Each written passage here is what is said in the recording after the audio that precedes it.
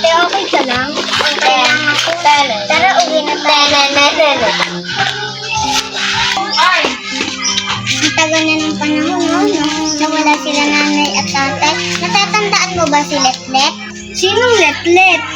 Yung dating kapatid natin na pinaampon ni nanay at tatay. Kami lamang para hindi matulad sa atin. Totoo ba? Hanapin kaya natin siya?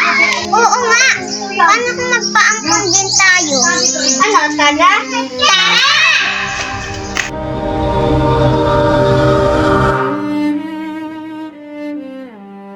Wow, may laruan! Hello, ano? Ay! Ate, ah! Sige, lagay niyo yan dito sa sako.